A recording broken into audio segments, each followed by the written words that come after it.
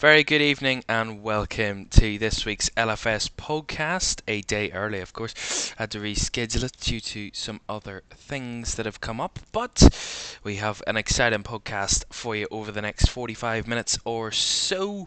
Going to be talking about quite a lot of different things today. We're going to be talking about financial rule breaks, of course, as the thumbnail and title of the podcast tells you. It is the financial rule breaks that are going to be the big talking point. There's an update on Manchester City's possible move on a trial for them for their 115 breaches of financial rules. Well, also Jose Mourinho, his time at Roma has come to an end. They have sacked their manager this week. Plus, we're going to talk about an England manager and Serena van Gogh extending her contract, some more VAR troubles, and also some transfer stories as well. So do stay with us over the next 45 minutes here on the LFS podcast with me, Kevin Ferris, where we're going to talk about through all of these different topics. Get in the chat, get involved in the chat, let us know how you are feeling about certain different topics. We're going to run through those topics, get your opinions in. I'll read those opinions out right the way throughout the podcast when they come through to us. But we're going to get underway pretty swiftly then, and let's talk about those financial breaches then. This is the big story of the week. It broke earlier this week on on Monday evening. It broke that the Premier League had charged both Everton and Nottingham Forest for financial rule breaches. So this is basically the recap of the story. So the Premier League released a statement, and the wording of it was very interesting. It starts off by saying that two clubs, both Everton and Nottingham Forest, have admitted to breaking the Premier League's financial rules. So let's start about those rules then. They are the sustainability rules. Now, this is the interesting part, because there's a lot of different names for it. Financial rules is kind of the easy way of putting it, the simple way of putting it, but there's profitability and sustainability rules is the full name of it. Now, why have they been kind of charged of this? Well, it all comes down to the fact that both have broke the rules in very different ways last season, of course. Now, why are they coming through so quickly, you wonder? Well, they're coming through because it's a fast-track process that the Premier League are putting in, and they want to make sure that any fines or points deductions are in the following season, the season of, or the following season of financial breaches. Now, that means that this season, while they've been charged, the Premier League Commission, or the Premier League, want the Commission to hear the case, last between 1 to 5 days. Then a decision should be within 12 weeks of the clubs being charged. So the clubs were charged on Monday, so within 12 weeks, that is, should be early in April, there should be a decision on this case between Everton and Nottingham Forest. Now, of course, both clubs will have the chance to appeal any decision if they wish to do so, but it has to be heard and concluded, and a final decision has to be made before May the 24th, which is, of course, 5 days after this Premier League season ends. So this could be very crucial, very important, because it could be very kind of damaging to both of these clubs. Everton have already had a 10-point deduction for financial breaches this season. Over the last 3 years, they had kind of lost more money than was allowed by Premier League rules, Everton, and they were deducted 10 points earlier in the season. They're still in the process of appealing that situation, Everton, at this moment in time. But what matters, and what's important in this factor, is the fact that, Everton and Nottingham Forest, we're into the second half of the season already, and we're going to get a result within 12 weeks, and that brings us to early April. Then a final decision has to be made. If both clubs appeal the decision, or either of the clubs appeal the decision, they will have to have that appeal heard and concluded, and a final decision has to be made by the 24th of May. The season's already over by the 24th of May. So if these two clubs get charged, then get 10 points deducted from their totals, for all we know, that could put them into the relegation zone. Then, by the 24th of May, if their appeal has been concluded and it's said that they should have their points reinstated, then where do we go from there if both of those clubs, or even one of those clubs, is in the relegation zone by the end of match day 38, 5 days prior to a final decision needing to be made? That's the big question. That's the way it's kind of a bit cloudy on this situation. where it's a bit confusing as to whether both clubs will have that kind of ability. Now, of course, that's still to be decided, of course. Um, Another important factor, and another important and interesting point on this is how both clubs have reacted to the situation. Very, very different reactions. I mean, the statements from Nottingham Forest and Everton, very, very different. Everton, on one hand, very, very upset and were very strong worded. Released a very strong worded statement, and I'll read that statement out to you in a moment. Nottingham Forest, a bit more conciliatory, a bit more like, oh, we'll work with the Premier League rather than we're going against this decision kind of feeling, which was more or less what Everton had kind of pointed out. Now, of course, let's talk about Everton have already been charged with financial breaches. How can they be charged again? Well, what the Premier League rules say is that over a 3-year cycle you must not lose more than £105 million. So in November, Everton were deducted 10 points for losing more than that over a 3-year cycle. Makes sense. On December the 31st, though, they submitted their accounts for last season. So we're into a new 3-year cycle. Of course, some of those seasons overlap with the previous 3-year cycle that have already been deducted 10 points for. However, you could look at that as being punished twice for the same offence, but the Premier League would say, look at our rules, look at the wording of our rules, and it makes clear that you have to be compliant with the rules over a 3-year cycle. So every year that 3-year cycle reinstates. There is overlapping years, but that doesn't matter. The Premier League have stated that they've added another year, so Everton have released their accounts for another year, and therefore the 2 last years from their previous offence still count into the fact that they would be over £105 million in losses over that 3-year cycle. So that is exactly why Everton have been kind of charged again, is because of that overlap. But that is in the Premier League rules, and it's not ambiguous, it's not unknown, it's not new to these clubs. These rules are set out to these clubs, and they understand them, and they know them, and they recognise them. It's not new. The clubs even set the rules. I mean, the clubs are involved in agreeing the Premier League rules every season. It's not like it's changed, and they don't know about it. Everton do know about this. However, the best case scenario for these clubs at this moment in time is a fine. But at the end of the day, I mean, are they going to get a fine? I mean, Everton, the precedent's already been set. Everton broke financial regulations earlier this season and were deducted 10 points. The best case scenario of fines, I don't think is going to happen. I mean, the Premier League are not going to backtrack on their precedent that they set earlier in the season and go, oh no, we're only going to give you 2 fines now because we've already given Everton 10 points. We're not going to give Everton another points deduction. That's not how it works. I don't think that's the way the Premier League are going to point at it. And some, of course, reporting more points deductions, which, in my opinion, it's harsh for those clubs. It is very harsh, to have Premier League points deductions and things like that for clubs that, they know they're in financial breach. I mean, Nottingham Forest are not denying that they've been in financial breaches of the Premier League rules. That they know they are. I mean, it's not a surprise to the club, but at the same point, you have to have sympathy for these 2 clubs as well. It's difficult positioning, but I don't think they'll get much sympathy from the other 18 Premier League clubs, 18 clubs in the Premier League, because, I mean, not a surprise. They know the rules, they set the rules, they agree the rules. They should be able to follow the rules. I'm sure that's the way the Premier League clubs will look at it. To another interesting story about those financial breaches, then we'll move, kind of carry this story on from the financial breaches of Everton and Nottingham Forest and what could happen there to Manchester City. Now, of course, Premier League Chief Executive Richard Masters this week said in a parliamentary hearing about Manchester City's alleged breaches of financial rules. Now, the 115 charges against Manchester City, and Masters speaking in front of MPs in a hearing in Parliament. He spoke and said that there is a date set for Manchester City's kind of case, but he cannot reveal the date of that.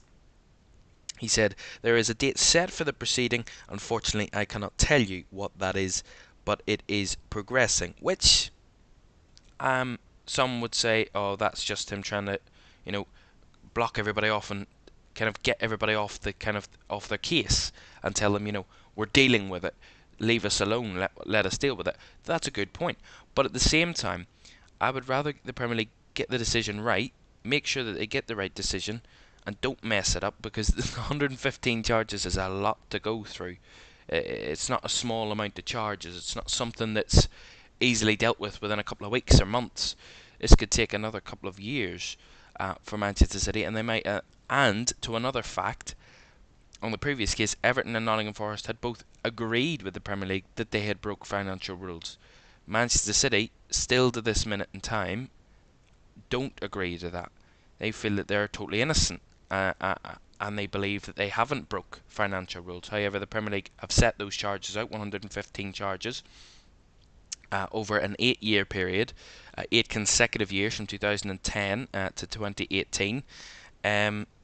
In between that time, of course. So those 115 charges thrown at Manchester City, and at the minute the date is set. The Premier League chief executive can't confirm the date, but there is a date for the trial, which is good news, because if there's a trial date set, it means that the Premier League are kind of towards the end of their investigations, and they know what kind of case they're going to go for, and what they're going to put at Manchester City, because 115 charges.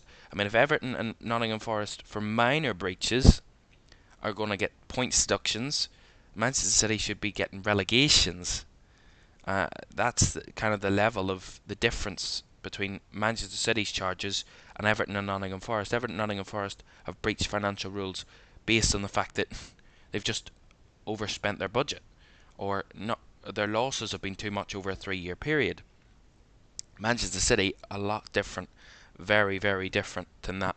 A lot of different financial breaches. 115 of them would certainly get them. And some are reporting that the best case scenario for Manchester City at the minute is only 2 relegations.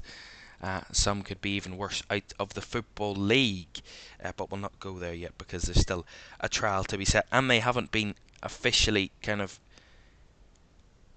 found guilty of any of these charges yet. They've been alleged. They're alleged breaches of financial rules. They've only been charged by the Premier League, but they've yet to be found guilty at this moment in time. So we will wait and see what happens on Manchester City's front, but at the minute it looks like it's progressing well, and the Premier League Chief Executive Richard Masters says that a date for the trial has been set. So progression certainly coming there. Let's move away from financial breaches, because it's a lot of legal talk that I know very little about, and let's go back to the football aspect of things. And after 929 days that included European trophy success, red cards and effervescent quotes, Jose Mourinho's time at Roma has come to an end. In what was the 60-year-old's 10th full-time role as a manager, his time in Italy, in the Italian capital, saw him win the hearts of the Gallerossi. However, a faltering league campaign, poor discipline, and another defeat by city rivals Lazio signalled the end of his spell in Rome. Well, of course, it is often said about Mourinho that his 3rd or 4th season in a job is where it starts to go downhill, and the same could certainly be said for him at the Stadio Olimpico, with this being his 5th role to end within its 3rd season. Well, back-to-back 6th place finishes in Serie A going into this campaign were no more than satisfactory compared to 7th, 5th and 6th places finishes immediately prior to Mourinho's reign. It was through runs in Europe where Mourinho would find success, and more importantly win the hearts of the Roma faithful. Of course, won the Europa Conference League in its first season in 2022, of course, winning that against Fiorentina that year. It is massive success, of course. Jose Mourinho, a name that everybody in football knows, and knows for his success at winning European trophies. I mean, I think he's won a European trophy at all but one club that he's managed, and that is, of course, Tottenham, that he managed in summer of 2021. Before 2021, that was. He managed Tottenham, and he failed to win a European trophy there, but every other club he has managed, he has won a European trophy with. But of course, it's not going well for him at the minute in Serie A. Not looking good for them, Roma, a club that should be, in Champions League at this minute in time, and should be battling for those big European trophies. They're a European powerhouse from Serie A over the last 2 decades, along with Inter Milan, AC Milan, etc. Juventus, of course. I would put Roma in that kind of collection of those historic clubs that everybody knows around European football for their successes. But of course, haven't won the league since 2001, which would be a big disappointment. And I don't think Roma fans expected Jose Mourinho to bring them to that level of success this early. But of course, not looking good for him at the moment. Of course, sacked this week, where Roma not in a good position in the league table, 9th, 29 points from his first 20 games, lost 7 out of 20 this season. It doesn't sound awful, but considering the fact that they are 22 points, off top of the table, Internazionale Milano, and 5 points off top 4. Looks tough for Jose Mourinho at the moment, and he's kind of at the bottom of that pile of big clubs in Italy, the likes of an Inter, Juventus, AC, Fiorentina, Atalanta, Lazio, Napoli, even Bologna are above Roma at this minute in time. Not good for Jose Mourinho. But of course, I'm sure he'll be back in management very soon. He's never out of management for too long, Jose Mourinho. Always lurking about, looking for another job. And I mean, I don't think choosing the Tottenham job a couple of years ago was a good decision, but of course he's never long out of a job. Usually within a year on all cases, since every year that he has left the club, he has been within manager of another club within a year. So do keep your ears pricked up the fact that he could be back at a club very soon. Of course, Chelsea, Manchester United, Spurs, Real Madrid, Inter, amongst Porto, of course, and Roma, amongst his clubs that he has managed over the years. But a manager no longer for the moment, Jose Mourinho. Let's move on then and to another manager, but a manager who's extending her contract. England manager Serena van Gogh has said she has unfinished business after signing a new contract until 2027. Former Netherlands player and manager van Gogh started the role in September 2021 and guided the team to a first major trophy when they won Euro 2022. England also reached the 2023 World Cup final, which they lost to Spain. In a statement, Serena van Gogh said, "I am so happy to have the chance to lead England through to 2027 after an incredible 2.5 years. Looking forward, we have unfinished business and I know we are capable of even more, although nothing will come easy. Our game is becoming so competitive at the top level. I relish that opportunity and can't wait to start the Euro qualifiers, followed by the World Cup." Well, van Gogh, who also won 2 Arnold Clark Cups and the first women's finalissima against Brazil, which was in April last year during her time in charge. Her assistant, Arhand Vernick, has also agreed a new contract extension. Well, great for Serena van Gogh, who won the UEFA Women's Coach of the Year award in August, and of course was named Women's Coach of the Year at the FIFA Best Awards for the 4th time on Monday evening. And her new deal includes Euro 2025, which the qualification starts in April of this year, and 2025-26 Nations League, and it will also take in the 2027 World Cup if England qualify for the competition. Great to hear about Serena van Gogh then. Constant success, it seems, for the England women's team over the next few years at the very least. Moving away from that then, and we're back to this. We're back to VAR drama. As always, in this latest episode of Officials Mic'd Up, of course released by the Premier League Productions in midweek, and of course was broadcast during the week, and we've had some interesting stories come from that. One of the more interesting ones, of course, was Arsenal against Liverpool from Anfield back just before Christmas, where there was a controversial penalty decision not given in Liverpool's favour, but referee Chief Howard Webb, who does the show with former footballer Michael Owen, says Liverpool should have been awarded a penalty in their 1-1 draw with Arsenal for a Martin Odegaard handball. Mohamed Salah's flick-on hit Odegaard's hand in the penalty area in the first half at Anfield on the 23rd of December. Referee Chris Kavanagh did not award the host a penalty, and the VAR reviewed the incident and confirmed the decision. Howard Webb said then, the game expects a penalty in this situation. I would agree. When the incident happened, Kavanagh said, no, his hands on the floor, his hands on the floor. The incident is then checked, and VAR David Coote said the ball clearly hits his arm. Then, after looking at another angle, says, so he is falling down. He's moving his arms in towards him. So it's check complete for me. Assistant VAR Lee Betts then agrees. Well, speaking on Match Officials Mic'd Up, a Premier League Productions programme which analyses VAR decisions from previous game weeks, Webb says the referee on the field recognised that Odegaard had slipped and saw his arm go towards the ground. This is not just Odegaard accidentally falling onto the ball. He does slip, his arm does go out, but he actually pulls his arm back in towards his body, which is when the ball makes contact with the arm. So the VAR looked at that aspect. He felt it was a case of Odegaard trying to make himself actually smaller by bringing the arm back towards his body. That is the element that's important here. Well, let's just get it real. VAR overcomplicated this again. Typical overcomplication. The referee thought he was falling down. The VAR said that his arm was moving towards his body to make him smaller, but if the VAR had actually common sense, David Coote on the day, he would have realised that Martin Odegaard's hand moving towards his body actually inadvertently meant that he was pushing the ball away from Mo Salah's path, which means that he used his arm to change the direction of the ball to impact play. Isn't that the decision of deliberate handball? Isn't that the definition of deliberate handball? Moving your arm to move it away, to affect the position of the ball, to deny the opposition a chance at getting contact with the ball or having a chance at a goal scoring opportunity. Which in that case, I would say Mo Salah had a very good goal scoring opportunity. And that VAR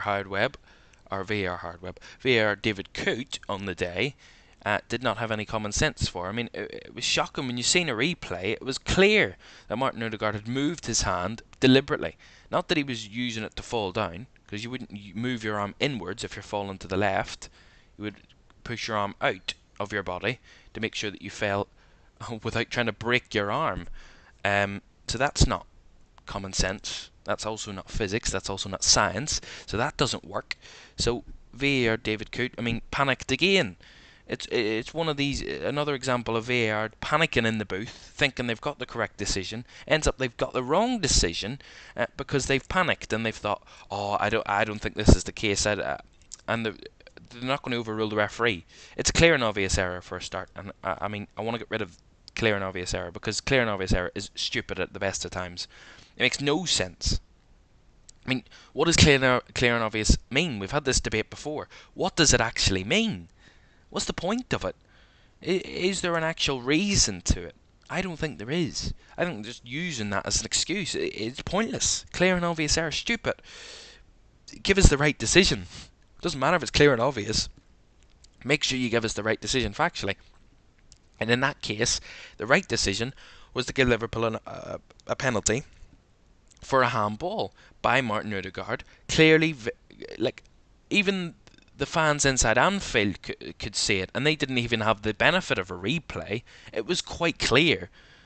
VAR, who have so many different angles and so many close-ups and so many different viewpoints of it, still continue to get the simple decisions wrong. It was an obvious handball. It's one of those ones where even Arsenal fans were saying it was a handball. And when the opposition, the team in question, when their team gets a decision going for them, and they're all chuffed about it, oh, we got away with one there, the decision is clear cut. It's not, in that case, quite funnily enough, it's clear and obvious. It makes no sense. It's baffling really how they can get away with these types of decisions, and how VAR didn't spot that.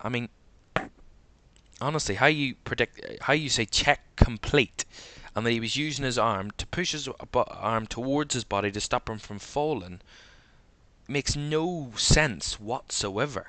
It's nonsensical, honestly. It's very bizarre how they think that people are going to just kind of accept that explanation. The chief, I hate saying that, the guy in control of VAR, of course, Howard Webb, who does this magical program on the Premier League show, and think he's doing the world a complete service, a fantastic service. But that's twice this season Liverpool have been given decisions against them that are quite clear and obvious. We go back to the Luis Diaz one, which was an absolute shambles back early in this season. They lost a goal through that, Liverpool. They lost another possible chance at scoring a goal there from a penalty, and could have won that game. That could have changed the whole dynamics of the way the Premier League, the season could go. That win again, that result. If Liverpool convert that penalty, get that goal, and they end up winning 2-1, that could be the massive change in the season. 2 points in the Premier League is huge. Huge when it comes to the likes of title races, which Liverpool are currently in at this minute in time. Now, I'm not saying that Liverpool will be robbed of the title by these two decisions, but very closely, 5 points looks a big difference when it comes down to two decisions. It's massive, but we'll not go there for the minute. But more VAR drama, of course, from that position. Another incident that I find really interesting, which I actually think was the correct decision in the process. Carlton Morris's late equaliser against Burnley for Luton on last Friday evening. Not Friday. Was it Friday there? It was, yes. Last Friday evening. Yeah, I'm getting confused with the weeks. Burnley on the brink of a 1-0 winner, a 1-0 win over Luton, a massive must-win game for them, and they felt that they were kind of robbed late on with the fact that Carlton Morris headed the ball over the goalkeeper and into the net. Some believe that the VAR, that the keeper was impeded. Vincent Kompany called the decision ridiculous, bizarre. The club's co-owner said it was truly disgraceful. However, Howard Webb, and I would agree with Howard Webb on this case, it wasn't a clear error. I don't think the goalkeeper was impeded. The goalkeeper wasn't strong enough, he wasn't getting near the ball, and he didn't get his hands in a clear position where you think if the other player wasn't there, he would punch that away or he would clear it away. That's not the point. The ball was up in the air, it was coming down, and both had an equal right to come and kind of go for the ball. Carlton Morris had that right as an attacking player, and James Trafford, the goalkeeper, had that right as a goalkeeper to come and collect the ball. Both had an equal right of getting the ball. Neither were in possession of the ball when a supposed foul had happened. And I'll go back to this. At times goalkeepers are far too overprotected in the Premier League, and I think this is an example of when goalkeepers aren't being protected, and they shouldn't be protected on this occasion, because it's not a foul. I mean, goalkeepers, even if they get tapped or touched in the box in any way, shape or form, it's an instant foul against them. No, it's a contact sport for a reason. You become a goalkeeper to stop the ball going in the back of your net by whatever which means. So you're going to want to be more physical. If you're not physical enough, and you're not battling and getting the ball cleared or punching it away or whatever which means to stop it from going into your net, then you're not good enough. And you didn't get the right decision. You didn't make the right decision, and you didn't execute it well enough as a goalkeeper. Simple as that. I mean, it's not hard to understand the fact that James Trafford, he should have come for the ball. Yes, great, but you still have to get contact with the ball. You still have to actually get there and make the punch. He didn't punch the ball. He didn't touch the ball. And Carlton Morris got up, won the header, and headed it past him. The keeper came for it, made a wrong decision. Whether it was right to come for it or not, I think it was right to come for it. But he should have got more contact on it. He didn't get contact on it, and the attacking player for Luton won the ball, won the header, and got the goal. I mean, I don't see what the drama of it is. I think it's totally fair and correct, and it makes a lot of sense in my mind. I don't think there's an issue. So I think they got the right decision there. But again, we see this. It's kind of all force of opinion at the end of the day. And it comes down to, it will always be, no matter how often we have these conversations or how much we ask for so-called consistency in the Premier League, there will always be a difference of opinion. From referee to VAR to assistant VAR to the fourth official to the assistant referees on the field running the line, to the fans of both different teams, from analysts on the for football. It will be all about opinion. Opinion is what makes football great. It's what football is all about. It's a great sport, but opinion is what makes it so good. Everybody has a difference of opinion. It's about respecting that opinion, understanding that opinion, and realizing that not everybody has the same opinion as you. That's what makes football great. But when it comes to factual decisions, it's not about opinion. It's about facts, and it's about the rules, and it's about sticking to those rules and making sure that common sense is involved as well. We can't just say, oh, it says this in the rules, so I'm just going to say this because, I'm not going to actually think critically about it. You learn those critical thinking skills to, apply them in life. And sometimes referees don't do that. They just say, oh, here's the rule book. I'm going to read this rule off by heart from black and white, right off the page, and think that's going to apply to a real life situation. You need to adapt sometimes. You need to think critically. And you also need to put common sense into the situation, because sometimes common sense is needed to make those decisions. That referees and VAR need to make. Anyway, moving on. And finally, this week on the LFS podcast, we're going to talk about transfers. Of course, the January transfer window is still open, and it's open for another 2 weeks or so.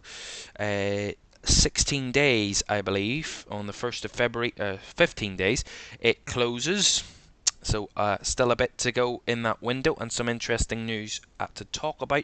Roy Hodgson, in his press conference yesterday, spoke about that Crystal Palace are keen for a loan move for Calvin Phillips from Manchester City.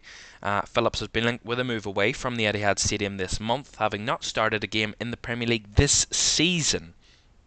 Hodgson said Palace may not be able to afford a permanent deal, but a short-term loan could suit all parties, with Phillips eyeing, of course, Euro 2024 this summer, and he wants a place in that, of course. Hodgson said he's a good player.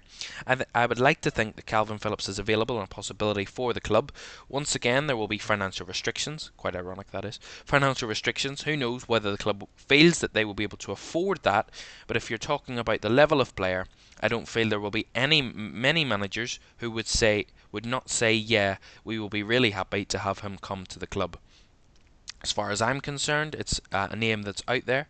All we know, like most other clubs, is that there is a possibility that Manchester City will either sell him or loan him.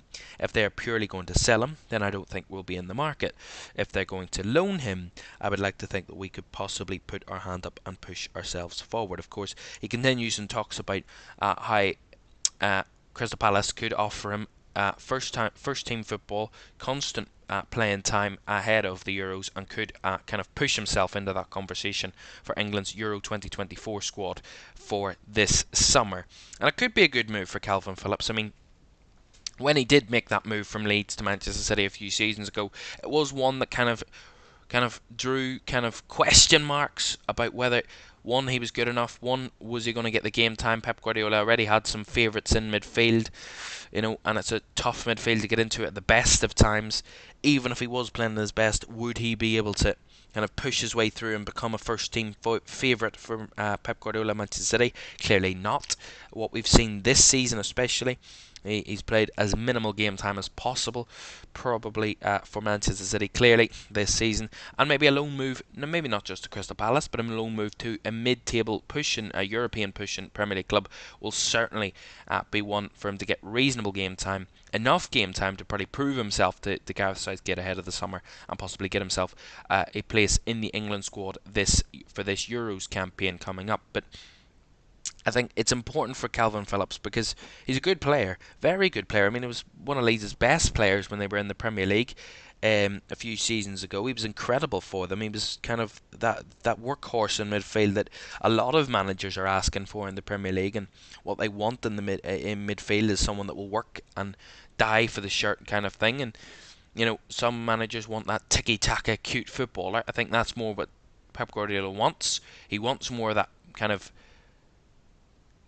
control player, that player that kind of shows a bit more flair, a bit more energy, a bit more kind of like a Kevin De Bruyne. He does work hard, of course, Kevin De Bruyne, and the likes of Rodri as well, but those types of flair players, those players that can pull anything from anywhere at any given time. Calvin Phillips I see more as a player that has a lot of quality, has a lot of belief, and actually is a really good footballer, but he goes more into the Jordan Henderson category rather than a kind of a Bernardo Silva category, more of a player that can do anything on the pitch, but he has the ability and the fight and the desire and the passion and all those words to make it happen on the field, and he uses those to kind of boost his position in the midfield. That's what I see from Calvin Phillips, and I think a lot of Premier League clubs would benefit from him being there for them for at least a half of a season.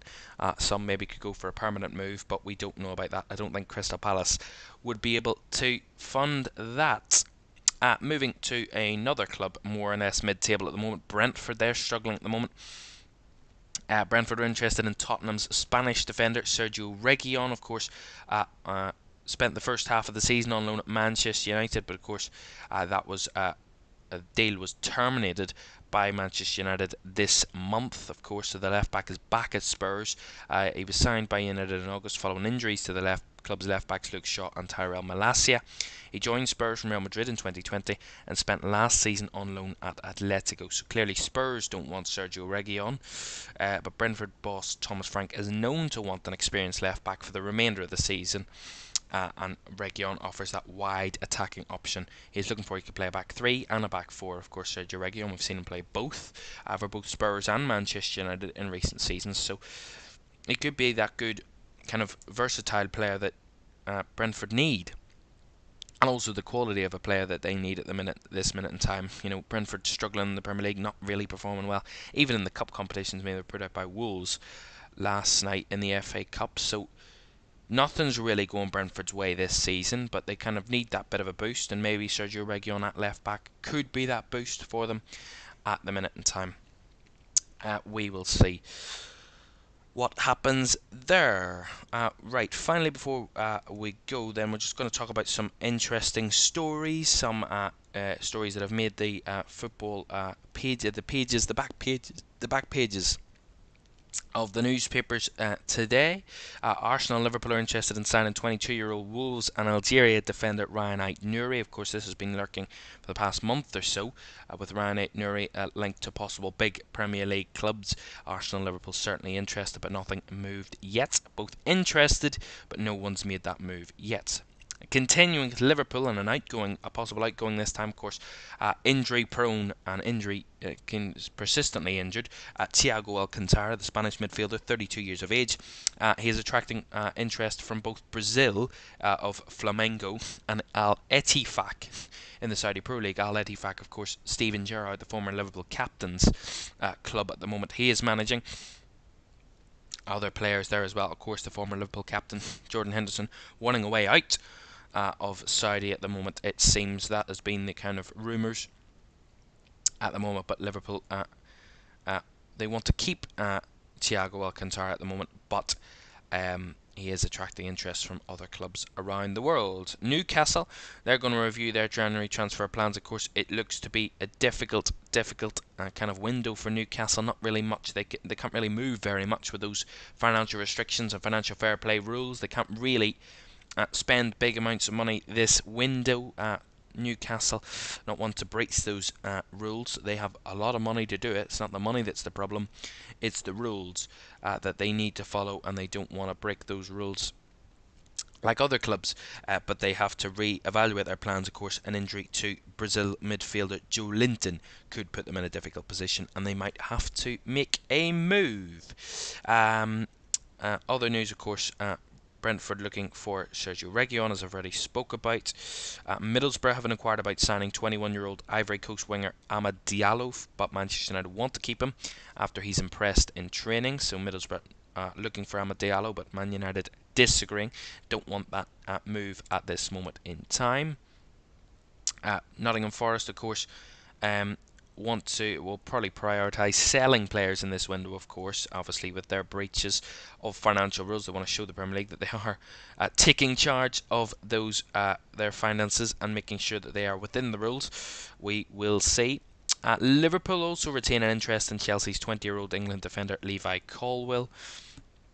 Despite him signing a long-term contract at Chelsea last summer, he is still of interest at Liverpool. But again, all of these are more interests rather than actual moves. Of course, Kylian Mbappe, could he be making a move? He will be making a move in the summer somewhere. where we still don't know. Wolves are also considering a move for Armando Broja from Chelsea, and they're looking kind of. It's on the balance. Armando Broja's kind of future at Chelsea. It's hanging in the balance whether Chelsea sign a striker in this window or not. Could see the Albanian defender move or not, but Wolves are certainly interested. And I mentioned that Jose Mourinho likes to move quick and he doesn't like to lurk around being jobless. Well, he's being linked with a return to managing Porto in Portugal after being sacked by Roma on Tuesday. That is by the Express. In the news this week, he could return to management pretty quickly this evening. Some other interesting headlines from the back pages. The Hammers see red as the Robins rule the roost, of course. Bristol City winning 1-0 against West Ham in the FA Cup last night in that replay. Shaun of the Dread is a good headline at the back of the Star, talking about Everton's rule breaches, their 10-point deduction they've already had, and they could face worse. We will see. There, a judgment day looms for City at the back of the Daily Telegraph at the moment, of course, with City's trial being set. Which we will find out when that is in due course. Twist of fate. Everton facing FFP hell is the back of the Daily Mirror today, of course, continuing that story about their rule breaches and some other interesting stories as well. On the back of those news, but a lot of them about Bristol City's win over West Ham, of course, in the FA Cup, and more FA Cup third round replay action, just to let you know before we leave you this afternoon. Coming up this evening, we have Blackpool hosting Nottingham Forest in a replay. That is this evening, live commentary in around about an hour's time, so do stay with us here in LFS. Kick-off from Bloomfield Road between Blackpool and Nottingham Forest at 20 to a quarter to 8, so around about an hour's time for that. But that is this week's LFS podcast. Greatly hope you enjoyed it. We'll be back next week sometime. Of course, we'll inform you of those details next week. Don't forget to follow us on social media as well, on Twitter, on Instagram, and on TikTok as well at LF Streams on all of those platforms. Also, don't forget to like, subscribe, and turn on post notifications if you haven't done so already. That would be greatly appreciated on the road to 22,000. Greatly appreciated if you could join us on the channel. But that is it for the LFS podcast this week. I've been Caoimhan Ferris. I hope you've really enjoyed it, and we'll be back next week with another episode. But for now, have a great week.